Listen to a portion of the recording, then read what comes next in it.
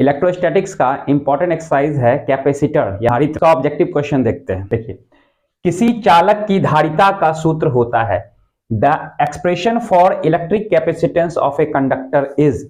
बताया थे किसी चालक की धारिता का सूत्र होता है C equals to Q by V, जहां Q है चार्ज यानी आवेश, V है वोल्टेज यानी विभव और C है धारिता यानी कैपेसिटी। तो किसी चालक की धारिता C equals to Q by V यानी कि ऑप्शन नंबर ए। यहाँ पे इलेक्ट्रोस्टैटिक्स का क्वेश्चन नंबर 2 है, किसी संधारित्र की धारिता का मात्रक होता है the unit of capacitance of a capacitor is. तो संधारित्र की धारिता का मात्रक क्या होता है, बताए हुए हैं फैराड। तो संधारित्र की धारिता का मात्रक होता है फैराड, कैपिटल F से डिनोट करते हैं, ठीक है।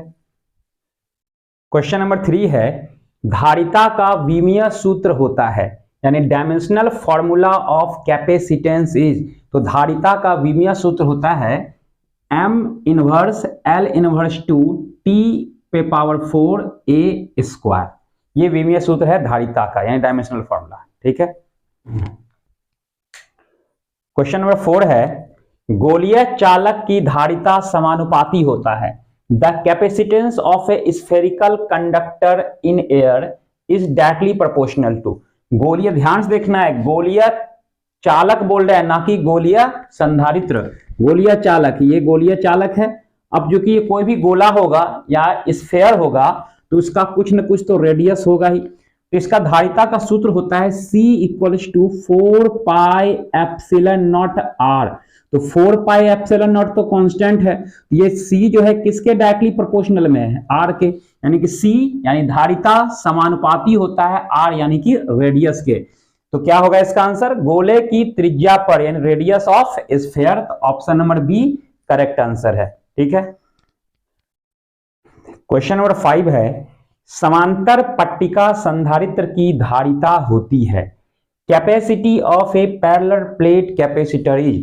तो याद करो, समांतर पट्टिका संधारित्र ऐसा बताए थे जिसका दो प्लेट एक दूसरे के आमने सामने होता है, ठीक है, आमने सामने पैरेलल में होता है। एक को चार्ज देते हैं और दूसरे को क्या कर देते हैं, अर्थिंग कर देते हैं। और दोनों प्लेट का बीच का दूरी क्या बताए थे, D है। दोनों प्लेट के बीच का डिस्टेंस क्या है, D है। इसका फॉर्मूला प्रूव करवाए थे। इसका क्या होता है फॉर्मूला कैपेसिटी का, epsilon naught A by D, जहां A है प्लेट का सरफेस एरिया, D है दोनों प्लेट के बीच का डिस्टेंस, एप्सिलॉन नॉट तो कांस्टेंट है, परमिटिविटी है।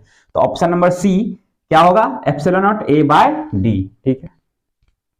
क्वेश्चन नंबर 6 है, एक गोलीय संधारित्र की धारिता होती है capacity of a spherical capacitor is. गोलीय संधारित्र क्या है, बताया था इसमें दो गोला होता है, गोलीय चालक है ना, कॉन्सेंट्रिक यानी कि जिसका केंद्र एक ही होगा, स्मॉल स्फेयर का रेडियस स्मॉल r मान लेते हैं, लार्ज स्फेयर का रेडियस कैपिटल R मान लेते हैं, ठीक है।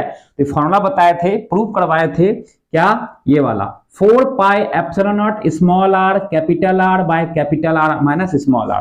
अब मान लो यहाँ कहीं कहीं लिखा रहेगा R1, यहाँ लिखा रहेगा R2, तो उस प्लेस पे यहाँ R1 R2 और R2 माइनस R1 यानी बड़ा वाला में से छोटा वाला R2 माइनस R1 सेट कर देंगे फिलहाल, है ना। अगर ये स्मॉल r है, ये कैपिटल R है, तो इस केस में ये option number A 4 pi epsilon naught small r capital R by capital R minus small r।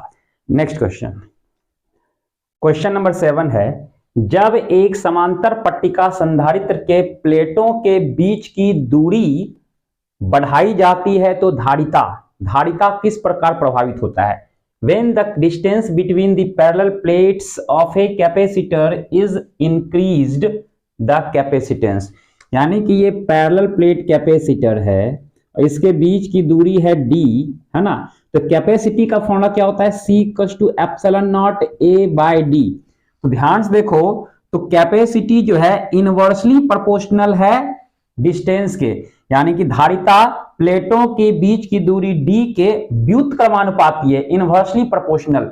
तो व्युत्क्रमानुपाती में अगर हमको क्या है, डिस्टेंस को बढ़ा देते हैं, यानी कि D का वैल्यू बढ़ेगा तो कैपेसिटी क्या होगा, घटेगा, क्योंकि व्युत्क्रमानुपाती है, इनवर्सली प्रोपोर्शनल है।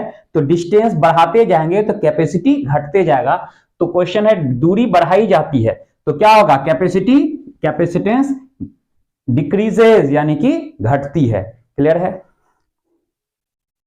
क्वेश्चन नंबर 8 है, जब संधारित्र के प्लेटों के बीच किसी परावैद्युत माध्यम जिसकी विद्युतशीलता K है, कैपिटल K, भर दिया जाता है तो इसकी धारिता पे क्या प्रभाव पड़ता है।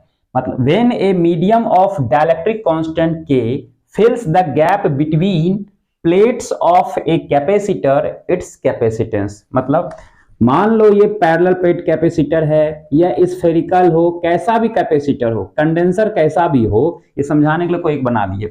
इसका मान लो ये पैरेलल प्लेट कैपेसिटर है जिसके प्लेट के बीच का डिस्टेंस है d, कैपेसिटी होता है C equals to epsilon naught A बटे D। ये धारिता का फॉर्मूला होता है समांतर पट्टिका संधारित्र का। बीच में नहीं कुछ तो एयर है, हवा है, तो एप्सिलॉन नॉट इसका परमिटिविटी विद्युतशीलता है। अगर इसके बीच कोई परावैद्युत माध्यम जैसे कि मोम भर दिया जाए, परावैद्युत माध्यम भर दिया जाए जिसकी विद्युतशीलता मान लो K है ना, तो इसका कैपेसिटी पे क्या प्रभाव पड़ेगा। तो जो भी इसका कैपेसिटी होगा वो K टाइम्स बढ़ जाएगा, यानी कि फॉर्मूला में K मल्टीप्लाई कर दिया जाता है, फॉर्मूला में K मल्टीप्लाई। मान लो K का वैल्यू 2 होगा तो यहाँ पे 2 इंटू होगा, 3 हो जाएगा, 4 हो जाएगा, यानी कि K गुना बढ़ जाता है, K टाइम्स बढ़ जाता है, यानी कि K गुना बढ़ जाता है। यानी कि प्लेट के बीच में परावैद्युत माध्यम भर देने से, डाइलेक्ट्रिक कांस्टेंट डाल देने से उसका कैपेसिटी यानी कि धारिता और बढ़ जाता है, जो इसका वैल्यू होता है उतना गुना, उतना टाइम्स बढ़ जाता है, तो K गुना बढ़ जाता है। ऑप्शन नंबर A सही आंसर है, increases K times. Next question है, फॉर किसी समांतर पट्टिका संधारित्र के प्लेटों के बीच परावैद्युत माध्यम जिसका वैल्यू है 6, कांस्टेंट का वैल्यू 6 है, भर दिया जाता है तो इसकी धारिता। A dielectric of constant 6 is to be filled in the gap between plates of a parallel plate capacitor, the capacitance. मतलब जस्ट इसके पहले क्वेश्चन नंबर 8 बताए थे कि किसी भी मान लो पैरेलल प्लेट कैपेसिटर का, इसके पहले ही बताए थे कि कंडेंसर का कैपेसिटी होता है epsilon naught A by D, और इसके अंदर कुछ भर दिया जाए परावैद्युत माध्यम जिसका वैल्यू K है तो K टाइम्स बढ़ जाता है, K गुना बढ़ जाता है। तो सेम वही क्वेश्चन है, अब K का वैल्यू यहाँ क्या लिख दिया 6, तो क्या गुना बढ़ जाएगा, 6 गुना बढ़ जाएगा। K का वैल्यू यदि 9 हो जाएगा तो 9 गुना बढ़ जाएगा। तो उस समय भी आंसर था इसके पहले 8 नंबर क्वेश्चन में 6K टाइम, सॉरी क्या आंसर था K टाइम। अभी K का वैल्यू 6 है तो K गुना यानी 6 टाइम्स हो जाएगा। ये सब ऑप्शन कंफ्यूज करने के लिए है, यहां देख लेना है, भर देंगे तो उतना गुना बढ़ जाता है। तो K का वैल्यू 6 है तो 6 गुना बढ़ेगा, 7 है तो 7 गुना बढ़ेगा, 8 है तो 8 गुना बढ़ेगा, तो 6 टाइम्स यानी 6 गुना, option number A। Question number 10 है, यदि किसी संधारित्र के प्लेटों के बीच कांच की छड़ डाल दी जाए तो इसकी धारिता। If a glass rod is placed between the plates of an air gap capacitor, its capacitance. यानी कि कोई भी कैपेसिटर है, कैसा भी संधारित्र है, मान लो यहाँ पे फिलहाल के लिए समांतर पट्टिका संधारित्र है, पैरेलल प्लेट कैपेसिटर है ना, इसके बीच कांच का छड़, ग्लास का रॉड डाल दिए या ग्लास के रॉड से दोनों को जोड़ दिए तो क्या फर्क पड़ेगा कैपेसिटी पे।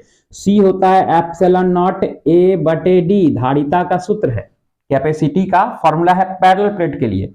और अभी जस्ट बताए थे क्वेश्चन नंबर 8 में भी, क्वेश्चन नंबर 9 में भी, देखो जानबूझ के ऐसा क्वेश्चन बार बार रिपीट कर रहे हैं। देखो क्वेश्चन नंबर 8 अलग टाइप का लग रहा था देखने में, 9 अलग लग रहा था, 10 अलग है, लेकिन तीनों एक ही टाइप का क्वेश्चन है, लिखने का तरीका अलग अलग है, इसलिए हम अलग अलग तरीके से लिख के समझा रहे हैं।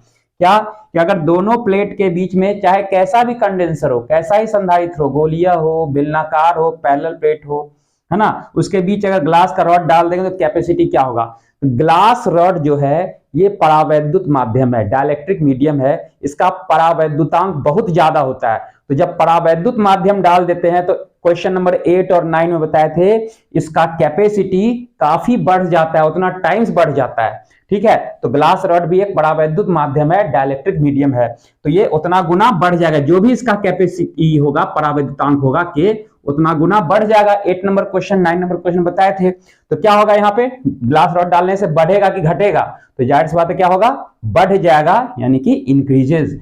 क्वेश्चन नंबर 8 तो ध्यान से देख लो, जितना भी क्वेश्चन अभी बता रहे हैं, आज 21 क्वेश्चन बताएंगे कंडेंसर पर, ऑब्जेक्टिव क्वेश्चन। ये सबको तो लिखोगे ही, साथ में इंग्लिश मीडियम वाला इंग्लिश में लिखोगे, हिंदी मीडियम वाला हिंदी में लिखोगे, क्योंकि ये एग्जाम में पूछा गया क्वेश्चन है और ये बहुत इंपॉर्टेंट क्वेश्चन है तुम लोगों के एग्जाम के लिए। और साथ में केवल आंसर मत लिखोगे, ये चारों ऑप्शन में लिखोगे और उसमें टिक मार लोगे, ठीक है। इस तरह से सही से उतारोगे इत्मीनान से, ठीक। देखिए क्वेश्चन नंबर 11 है, संधारित्रों के श्रेणी क्रम समूहन में कौन सी राशि अपरिवर्तित रहती है? कौन सा राशि नहीं बदलता है जब श्रेणी क्रम में जोड़ते हैं? तो the quantity which remains the same in series combination of capacitors is. तो ध्यान देखो, सीरीज कॉम्बिनेशन में बताए हुए हैं, मान लो ये सीरीज में है, एक कैपेसिटर, दूसरा कैपेसिटर, तीसरा कैपेसिटर। इस पर फॉर्मूला बताया हुआ है, क्लास में प्रूव करवाए हुए हैं। फिलहाल अभी ऑब्जेक्टिव क्वेश्चन समझा रहे हैं कि अगर इस 3 कंडेंसर को सीरीज में कनेक्ट कर दिया जाए तो क्या नहीं बदलेगा? वोल्टेज तो तीनों में डिवाइड हो जाता है। इस पे एक सेपरेट वीडियो बना देंगे सीरीज और पैरेलल कॉम्बिनेशन पर। यहाँ वोल्टेज तीनों में डिवाइड हो जाता है, चार्ज डिवाइड नहीं होता है। चार्ज तीनों के लिए सेम रहता है, इसके लिए भी चार्ज Q, इसके लिए भी Q, इसके लिए भी Q। वोल्टेज तीनों के लिए बढ़ जाता है, इसके लिए V1, इसके लिए V2 और इसके लिए V3। तीनों कंडेंसर के लिए वोल्टेज डिवाइड हो जाता है, लेकिन चार्ज तीनों में सेम रहता है। तो कौन सी राशि अपरिवर्तित रहती है, कौन चेंज नहीं होता है? तो चार्ज यानी कि आवेश, ठीक है। क्वेश्चन नंबर 12 है, संधारित्रों के समांतर समूहन में कौन सी राशि अपरिवर्तित रहती है? यानी समांतर क्रम में कंडेंसर को जोड़ेंगे तो क्या चीज का मान सेम रहता है, बदलता नहीं है? The quantity which remains the same in parallel combination of capacitor is। तो पैरेलल के लिए हम फॉर्मूला बताए हुए हैं, ऑनलाइन हम वीडियो अपलोड कर देंगे सीरीज और पैरेलल कॉम्बिनेशन के लिए इस वीडियो के बाद, ठीक है। तो पैरेलल यदि ऐसे कनेक्ट करते हैं तो इसमें वोल्टेज क्या होता है? सेम होता है, वोल्टेज तीनों के लिए सेम है ना, लेकिन चार्ज यहां पे डिवाइड हो जाता है, यहाँ Q1, यहाँ Q2, यहाँ Q3। इन वोल्टेज तीनों के लिए 3, 4, 5 जितना भी कंडेंसर पैरेलल में समानांतर क्रम में लगा रहेगा, सबके लिए वोल्टेज सेम रहेगा। वोल्टेज यानी कि पोटेंशियल डिफरेंस या विभवांतर। तो option number C. Question number 13, 3 संधारित्र जिनमें से प्रत्येक की धारिता C है को समांतर क्रम में जोड़ा जाता है तो इसकी समतुल्य धारिता होगी। 3 capacitors each of capacitance C are connected in parallel, their equivalent capacitance will be. 3 condenser है। देखो कंडेंसर के सीरीज और पैरेलल कॉम्बिनेशन पे 2 क्लास लिए हैं, 1-1 घंटे का, उस पर सर्किट डायग्राम बताया है ना। तो सीरीज में अगर जोड़ते हैं, देखो ध्यान से, 3 कंडेंसर है ना, तीनों को सीरीज में जोड़ दिया गया है। क्वेश्चन बोल रहा है कि सीरीज में जोड़ते हैं, है ना, पैरेलल में है, समांतर क्रम में है ना, समांतर क्रम में जोड़ते हैं। तो तीनों को समांतर क्रम में जोड़ देते हैं इस तरह से तीनों को पैरेलल में कनेक्ट कर देते हैं। और तीनों का वैल्यू क्या है? प्रत्येक का वैल्यू C है, C। तो समांतर क्रम में जोड़ते हैं तो क्या होता है? वैल्यू सबको जोड़ देते हैं सीधे, C+C+C यानी कि 3C। तो समांतर क्रम में तो सीधे जोड़ देते हैं, उल्टा करके जोड़ने की कोई जरूरत नहीं। तो आंसर क्या होगा? 3C, यानी ऑप्शन नंबर बी 3C। यही अगर बोलता है सीरीज में जोड़ रहे हैं तो 1/C करके होता है, ठीक है। क्वेश्चन नंबर 14, 3 संधारित्र जिनमें से प्रत्येक की धारिता C है को श्रेणी क्रम में जोड़ा जाता है तो इसकी समतुल्य धारिता हो। 3 capacitor each of capacitance C are connected in series, their equivalent capacitance will be. Same question number 13 जैसा है। 13 में क्या था कि वो पैरेलल में समांतर क्रम में जोड़ रहे थे, यहाँ 13 में तो पैरेलल में यानी समांतर क्रम में जोड़ रहे थे। इस क्वेश्चन में श्रेणी क्रम में यानी कि सीरीज में जोड़ रहे हैं। तो सीरीज में कैसे जुड़ता है? 3 कंडेंसर सीरीज में है ना, सबका वैल्यू कितना है वहां पे? C। तो 1/C इक्वल टू होता है, उल्टा जोड़ते हैं ना सीरीज में, 1/C plus 1/C plus 1/C, तो क्या हो जाएगा? 3/C, है ना। तो इसको उल्टा कर देंगे तो C इक्वल टू क्या होगा? यहाँ भी उल्टा C/3 यानी कि ऑप्शन नंबर डी, उल्टा करके सीरीज में जोड़ा जाता है, ठीक है। क्वेश्चन नंबर 15 है, 2 संधारित्र जिसकी धारिता क्रमशः C1 तथा C2 है को श्रेणी क्रम में जोड़ा जाता है तो इसकी समतुल्य धारिता होगी। क्या होगी समतुल्य धारिता? two capacitors having capacities C1 and C2 are connected in series, their equivalent capacitance will be। देखो श्रेणी में जोड़ते हैं, सीरीज में दो कंडेंसर को, इसके पहले दोनों का सेम था, तीन को जोड़ रहे थे, तीनों का सेम था कैपेसिटी, अभी दो जोड़ रहे हैं, दोनों का डिफरेंट, एक C1 एक C2 है। देखो दो कंडेंसर है सीरीज में, एक C1 दूसरा C2, तो कैसे निकालते हैं, सीरीज में उल्टा जोड़ते हैं, तो वो एक 1/c equals to 1/c1 plus 1/c2, LCM लेंगे तो C1 इंटू C2 एलसीएम हो जाएगा, लघुत्तम हो जाएगा दोनों का, C2 इधर हो जाएगा एक के साथ गुना, C1 इधर भिन्न का जोड़ घटा, जैसे तुम लोग बचपन में पढ़े हो C। अब यहाँ पे इसको क्या करना पड़ेगा, उलटना भी पड़ेगा, ऐसे उलट देंगे तो C इक्वल्स टू क्या होगा, यहाँ भी उल्टेगा, C1 into C2 bye C2 plus C1, या C1 प्लस C2 बोल दो नीचे, कोई दिक्कत नहीं। तो कौन सा ऑप्शन नंबर सी है, C1 C2 bye C1 plus C2। फिर ठीक वैसा ही फॉर्मूला लगाते हैं जैसे सीरीज में लगा रहे हैं, C1 C2 है तो वैसे ही कनेक्ट करेंगे, वैसे ही फॉर्मूला निकालेंगे, ठीक है। नेक्स्ट क्वेश्चन, क्वेश्चन नंबर 16, यदि अनेक संधारित्र दिया गया हो, बहुत सारा संधारित्र, बहुत सारा कंडेंसर दिया गया हो, तो अधिकतम धारिता के लिए उसे किस प्रकार जोड़ना चाहिए, किस प्रकार उसको जोड़ेंगे कि ज्यादा से ज्यादा हमको कैपेसिटी मिलेगा। If there are several capacitors available for getting maximum capacitance, this should be connected in। कैसे जोड़ेंगे, सीरीज में, पैरेलल में, मिक्स में, कैसे, देखो ध्यान से, मान लो कि अगर सीरीज में कनेक्ट करते हैं, सीरीज में दो को ही लेके हम समझते हैं, दो कंडेंसर है, एग्जांपल समझते हैं, दो कंडेंसर है, एक का कैपेसिटी 2 है, दूसरे का भी 2 है। अब इसको सीरीज में जोड़ रहे हैं तो 1/c इक्वल टू होगा 1/2 प्लस 1/2, तो ऐड करेंगे कितना हो जाएगा, ऐड करोगे तो 1 हो जाएगा, c इक्वल टू 1, 1/2 एलसीएम लोगे तो 1 हो जाएगा करके। यानी कि अगर दो दो कैपेसिटी वाला को सीरीज में जोड़ते हैं तो कुल धारिता मिलता है 1, और इसी को यदि पैरेलल में जोड़ते हैं, पैरेलल में, तो पैरेलल में सीधे जोड़ देते हैं 2 + 2, इस तरह से है पैरेलल में, एक ऐसे और एक ऐसे, इस प्रकार से पैरेलल में 2 2 का है, तो पैरेलल में बताया कि सीधे जोड़ देते हैं 2 + 2 यानी कि 4। अब देखो सेम कैपेसिटी का दो कंडेंसर लिए थे, एक को सीरीज में जोड़े थे तो 1 हो गया कुल धारिता, और पैरेलल में जोड़े थे तो 4 हो गया। अब बताओ कि अधिकतम धारिता प्राप्त करने के लिए कैसे जोड़ा जाएगा, सीरीज में कि पैरेलल में, तो पैरेलल में जोड़ेंगे तो अधिकतम धारिता यानी 4, यहां मिला यहां 1 मिला, तो एग्जांपल लेके समझाए कि पैरेलल में जोड़ते हैं, समांतर क्रम में जोड़ते हैं तो अधिकतम कैपेसिटी, अधिकतम धारिता मिलता है।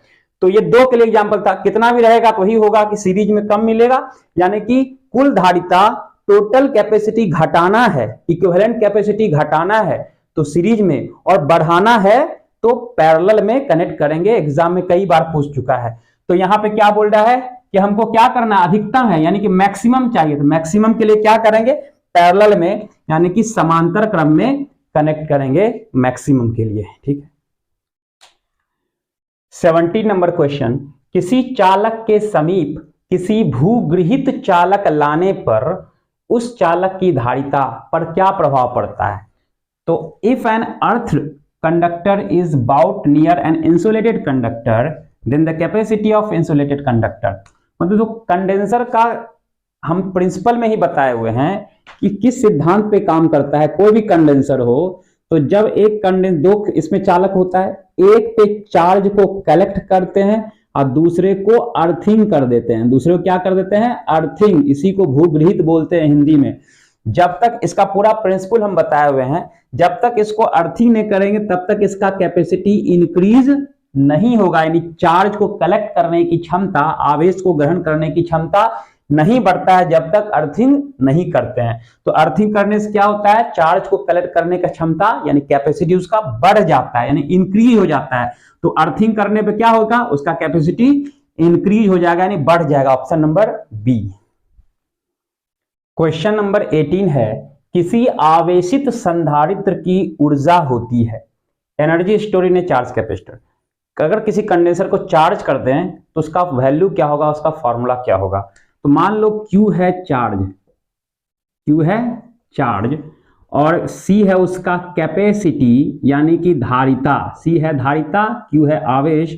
तो ऊर्जा यानी कि U एनर्जी, तो एनर्जी का सूत्र क्या होता है, फॉर्मूला डिराइव कर चुके हैं, है ना, U equal to Q² by 2C U equal to V square C by two, U है एनर्जी, ऊर्जा कंडेंसर का, U equal to V Q by two, जहां भी तुम्हारा वोल्टेज है, भी क्या है वोल्टेज, पोटेंशियल डिफरेंस भी बोल सकते हो, विभवांतर, Q चार्ज यानी आवेश, C है धारिता, तो ऊर्जा U का फॉर्मूला होता है Q square by two C, V square C by two, V Q by two. तीनों फॉर्मूला प्रूव कर चुके हैं एनर्जी के लिए, तो ऑप्शन होगा इनमें से सभी, all of these, D number option. तीनों फॉर्मूला होता है, जब जो चीज दिया रहेगा क्यू सी और वी में से, वैसा एनर्जी का फॉर्मूला लगा देंगे। इसके बाद नेक्स्ट क्वेश्चन यही न्यूमेरिकल पर ही आधारित दे रहे हैं। क्वेश्चन नंबर 19 है, एक 50 माइक्रोफैराड धारिता वाले संधारित्र को 10 वोल्ट विभवांतर तक आवेशित किया जाता है तो उसमें संचित ऊर्जा का मान होगा। A 50 microfarad capacitor is charged to a potential difference of 10 volt, the energy storage, कितना एनर्जी होगा। जस्ट इसके पहले क्वेश्चन नंबर 18 में फॉर्मूला दिए थे एनर्जी के लिए, तीन फॉर्मूला दिए थे, है ना। इसमें कौन सा फॉर्मूला लगेगा, पहले देख लेते हैं क्या क्या दिया गया है। माइक्रोफैराड कैपेसिटी होता है, सी दिया गया 50 माइक्रोफैराड। बता चुके हैं कि माइक्रो ऐसा यूनिट नहीं है, धारिता का ऐसा यूनिट फैराड होता है, तो माइक्रो को हटाने के लिए 10 टू द पावर -6 से मल्टीप्लाई करते हैं, न्यूमेरिकल में बता चुके हैं 50 इंटू 10 टू द पावर -6 ये फैराड हो जाएगा। यानी कि माइक्रो को हटाने के लिए 10 टू द पावर -6 से मल्टीप्लाई करते हैं, तब जाके ऐसा यूनिट फैराड हुआ, ठीक है। दूसरा क्या दिया है 10 वोल्ट, यानी कि भी दिया गया है 10 वोल्ट। क्या निकालना है एनर्जी यानी कि U। तो देखो V और C दिया गया, तो V C के लिए एनर्जी का फॉर्मूला क्या बताए थे, V square C by two, अभी जस्ट क्वेश्चन नंबर 18 में बताए हुए थे, है ना, V square C by two, है ना, पहला ऑप्शन में ही होगा V square C by two. तो जो डेटा दिया रहेगा उसके हिसाब से फॉर्मूला तीन बताए थे, इसके पहले वाले क्वेश्चन में तीन एनर्जी का फॉर्मूला था। तो V और C दिया गया है, तो V C का फॉर्मूला है V square C by two. इस फॉर्मूले पे वैल्यू पुट किया जाए तो V का वैल्यू हो जाता है 10 का स्क्वायर यानी कि 100 हो जाएगा, स्क्वायर दे दिए, C का वैल्यू हो जाएगा 50, है ना, इसको मिटाते हैं 50 into 10 to the power -6 divided by 2, है ना, तो कट जाएगा फिर 25 बार में, तो 25 और 10 to the power 2, 10 to the power -6, तो 2 और -6 कितना होगा -4, तो 25 into 10 to the power -4 joule, तो 25 into 10 to the power -4 joule, option number A, ठीक है। क्वेश्चन नंबर 20 है, यदि 10 माइक्रोफैराड धारिता वाले संधारित्र को 5 वोल्ट विभवांतर तक आवेशित किया जाता है तो आवेश का मान होगा। If a 10 microfarad capacitor be charge to 5 volt the charge will be. यहां देखो डेटा लिखते हैं, 10 माइक्रोफैराड, फैराड किसका मात्रक है, कैपेसिटी का, धारिता का, तो C बराबर हो गया 10 माइक्रोफैराड। अभी जस्ट बताए थे कि माइक्रो को हटाने के लिए, क्योंकि धारिता का ऐसा ही मात्रक फैराड होता है, माइक्रोफैराड नहीं, तो माइक्रो को हटाने के लिए 10 टू द पावर -6 से मल्टीप्लाई करते हैं, तो 10 पहले से है, माइक्रो को हटाने के लिए 10 टू द पावर -6 तो हो गया फैराड। तो यहाँ पे 1 छिपा हुआ है ना, 10 पे पावर नहीं कुछ तो 1, तो 10 पावर 1, 10 टू द पावर -6, तो 10 पे पावर 1 और -6 कितना -5 फैराड हो गया, ये C का वैल्यू हो गया। और बोल रहा है 5 वोल्ट, यानी V का वैल्यू कितना दिया गया 5 वोल्ट। पूछ रहा है आवेश यानी चार्ज Q का वैल्यू कितना होगा।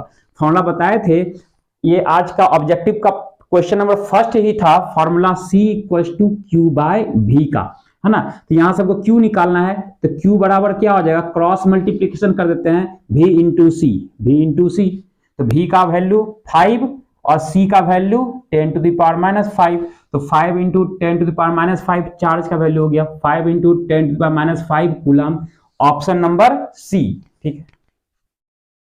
क्वेश्चन नंबर 21 है, वान डी ग्राफ जनित्र एक ऐसी युक्ति है जो उत्पन्न करता है। Van de Graaff generator is a machine that produces. Van de Graaff जनित्र हम पढ़ा चुके हैं, इस पे वीडियो हम अपलोड कर देंगे क्योंकि ऑफलाइन क्लास में पढ़ाए हुए हैं। क्या है वान डी ग्राफ जनित्र, क्या है, इससे एसी करंट प्रोड्यूस किया जाता है जो कि हाई वोल्टेज का होता है, बहुत ही हाई वोल्टेज, कई लाख वोल्ट का होता है। तो कौन सा ऑप्शन होगा, कई लाख वोल्ट का विभवांतर, voltage of several lakh volts, option number C, ठीक है। तो ये सभी क्वेश्चन को कॉपी पे लिख लेना, तुम लोग के एग्जाम के लिए बहुत इंपॉर्टेंट है। और सुनो, अभी देखो लगभग घड़ी में देखो कितना बजने वाला है, लगभग 11:15 रात के 11:15 बजने वाला है। तो वीडियो बनाने में थोड़ा मेहनत लगता है क्योंकि दिन भर ऑफलाइन क्लास होता है, रात में वीडियो तुम लोग के लिए बनाते हैं। तो ज़्यादा से ज़्यादा तुम लोग शेयर करो वीडियो को और सब्सक्राइबर बढ़ाओ भाई, है ना, क्योंकि मेहनत करते हैं। देखो 11:15 होने वाला है, रात का 11:15।